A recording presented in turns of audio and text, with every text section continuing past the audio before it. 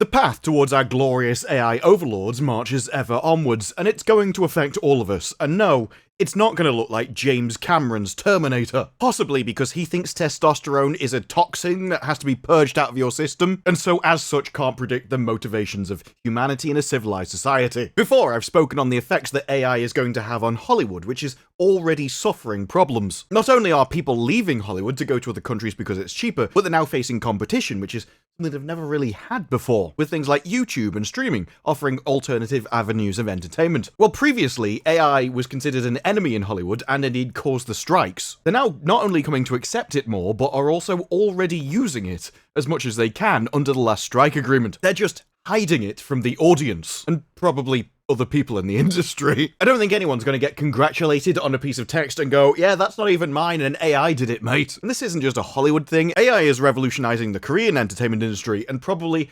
everywhere else on Earth right now. Meet Maeve is the latest K-pop sensation, and they happen to be virtual. AI is no longer just a glorified digital secretary or backstage assistant. It's stepping into the spotlight, challenging traditional notions of creativity and performance. Even Ted Sanders came out and said AI will make movies and television better, not just cheaper. That's a pretty damning indictment to the quality of the people in the industry at the moment, when they can't be more creative than a computer that can't be creative. It can be algorithmic, it can follow patterns, it can put things together that you wouldn't have thought of, but it's still following a predetermined pattern, and it's not got any of the benefits of almost serendipitous human creativity. For instance, I watch a whole load of content on a whole wide range of topics, and sometimes I'll be watching something on a completely random thing. House building, gaming, or airlines. And someone will say something like, oh, actually, that inspires me for a Hollywood video. I actually think we can take that idea, move it into the Hollywood realm, and explain something in a way I'd never thought of before. I never would have come up with linking these two things unless I'd happened to be watching an entirely unrelated video. And that's the kind of random coincidence that you just won't get from an AI. But it's worse than that, because Hollywood writers at the moment are not held in very high regard. In fact, in many ways, the attitude towards Hollywood has sunk down to the level of Roman times. And not for no reason. In fact, in another video I did say,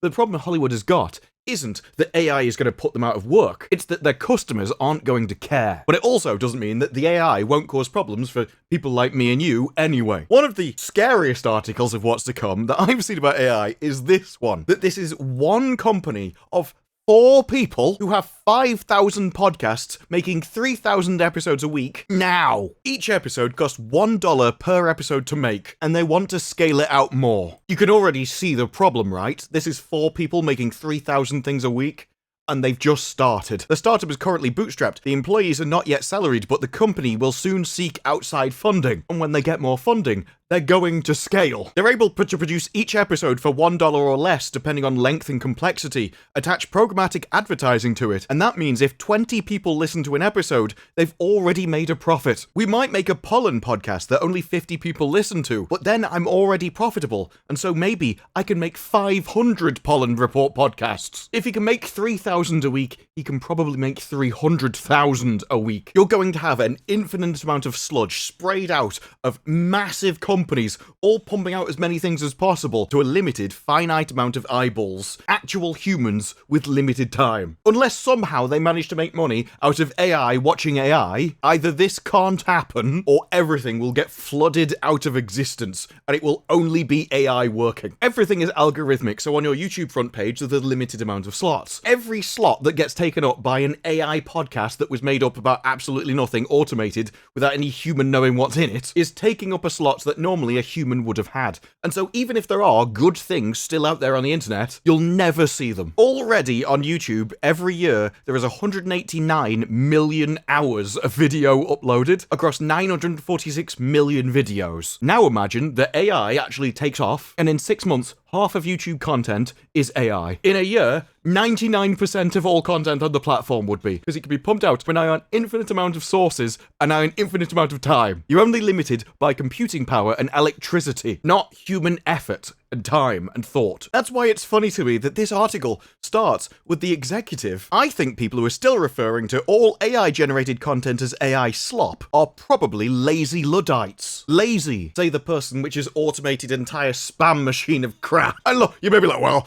it might be high-quality AI entertainment. You don't know what they're making, despite 4 people at this company making 3,000 episodes between them. No, maybe they've put a lot of effort into those 3,000 episodes between the 4 of them. I mean, 4 people work on content. Podcast topics are selected with the help of AI, based on Google and social media trends. And then the team may launch 5 different versions of the same show with different titles to see what performs best. The podcasts are also titled after simple SEO search terms, such as whales, so that they're discoverable. A person gives each podcast a title, creates an outline of the podcast, with everything filled in by AI. Other team members do a final check and add in music and sound, and the shows are spot checked periodically. Now, I doubt some of this, because as someone who edits videos, I'm not sure that these 4 people would have enough hours in their day to watch 3,000 podcasts a week, let alone add suitable music to them. But what it could do is get AI to auto-generate some random slop, or the random slop that they've already generated. But then again, maybe I'm just a lazy Luddite, and I can't appreciate the quality of podcasts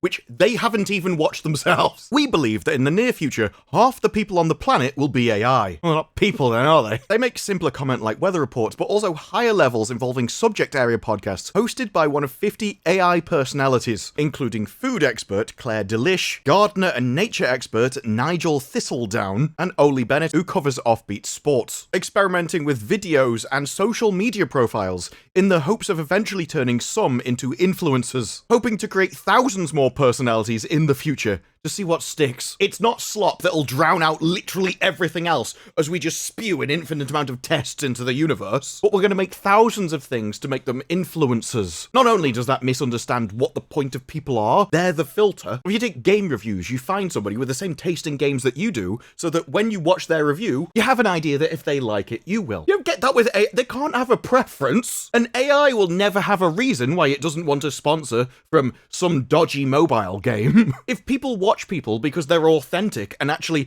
have an opinion that you can either agree or disagree with, an AI would just be a wall that you have no idea what it thinks, because even the people making it don't know what it thinks. They don't even know what it said in the video because they don't have time to watch it. They're in the midst of navigating ethics, such as each host now identifies themselves as being AI at the top of the episode. For now, probably because you'd be able to tell anyway. I wonder if that'll stay in the future. And they've stayed away from having hosts invent their own backstories. They don't have a backstory. He didn't exist before last week. I'm not sure it's the best way to start a channel or get someone to like watching you by opening up your video lying to them. I'm Steve, and I've spent the last 500 years investigating fishing. Steve, until 2 weeks ago, you were some C++ in the milkman's eye. Wright says she could eventually imagine having hosts chat with listeners who will spend an hour solid simply trying to get them to drop slurs, or sing happy birthday to them. But there's wariness about diving in too deep. He also added the company does not do hard news, probably because they have absolutely no idea what they'd say, and don't want to end up causing an international incident between Germany and Poland again. I think my favourite part of the article, though, is the idea came around after Corbyn accidentally developed a hit podcast during lockdown in which he'd read daily reports, then branched off into weather reports and other shows that took off. At the time, they were not using AI. This guy came up with a business as a person and went, what if I sprayed this across the internet with unrelenting glee and saturated the universe? I don't know, mate, your business model seems to revolve the fact of only you're doing it. And when you have an infinite amount of competitors also using their desktop computer to spam an infinite amount of crap onto the internet, it won't be just you saturating the market, it'll be saturation times infinity, where the biggest problem will be for people like me and you, how on earth do we find anything? We already had a problem when the internet came about of finding web pages as it was, which is how search engines came around. As more and more stuff went onto the internet, that led to search engines almost having to pick what they could show, and the vast majority of the internet never even getting discovered. That was just with humans generating it. With this, I don't know how anything will ever get found again. It's not a case of not being able to compete with it. It's not a case of human content not being better than the AI content, which I kind of think will always be true, specifically because of things like coincidental and serendipitous originality, like I spoke about earlier. Humans are original creations with a whole range of random topics and ideas from which they can draw from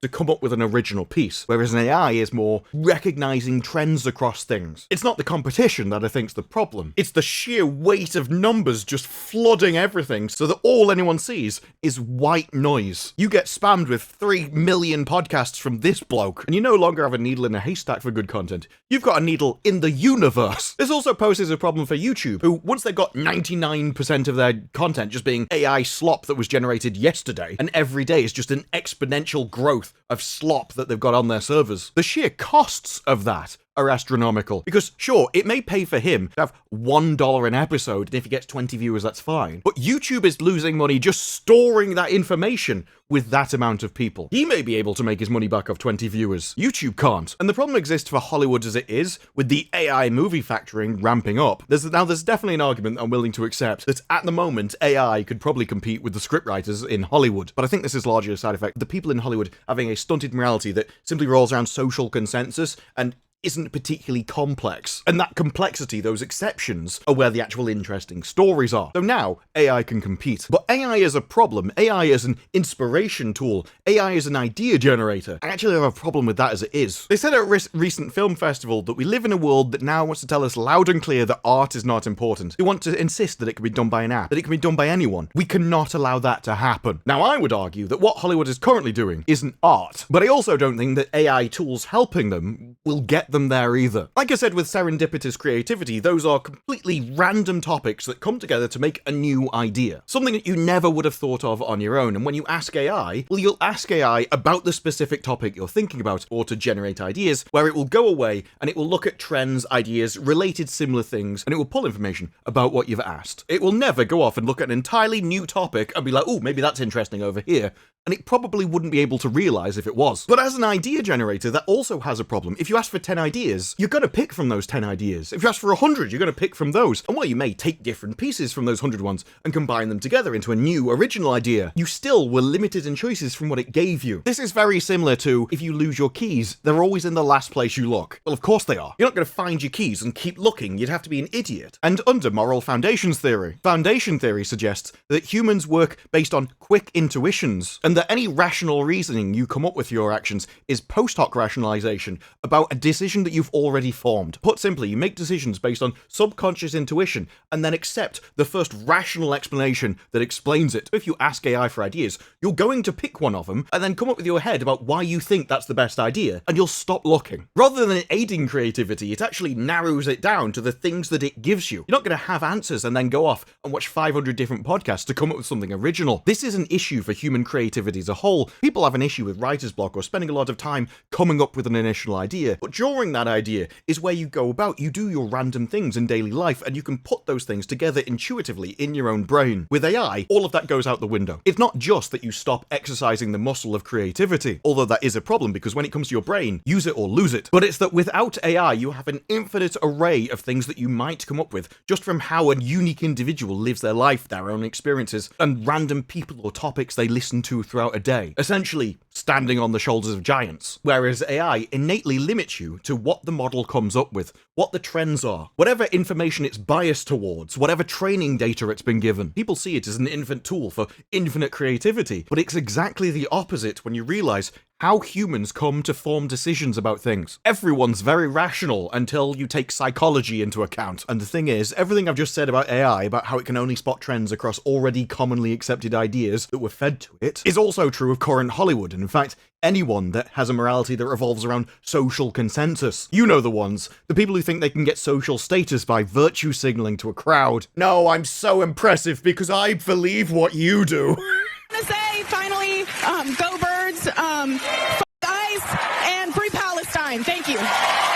If you do win an award tonight, don't use it as a platform to make a political speech. You know nothing about the real world. Most of you spent less time in school than Greta Thunberg. They actually don't value originality and new unique ideas, because that, by definition, goes against what everyone else believes. But their moral system is what everyone else believes in their peer group. They can only take their ideas and add to it a little bit, iterate on it a bit more, so that it can go, you're not as moral as me because I'm even more extreme. Their entire worldview kills original ideas and basically turns them into AI, only able to draw from acceptable information they've all agreed on isn't verboten. That's why the NPC meme hit home so hard, and it's why stories now feel so shallow, because they don't reflect what humans actually think. It can only reflect their dominant social order, which doesn't include things like gender roles. But if gender roles are integral to humanity and integral to a good story, they can never think of one, but neither would an AI. If an AI was taught, well, gender roles are wrong, you can't bring up those, then you will forever ban AI from coming up with a good story. And if this sounds farcical, we've already got examples. If people said, if I had to drop a slur to stop Armageddon, would that be moral? And he went, no.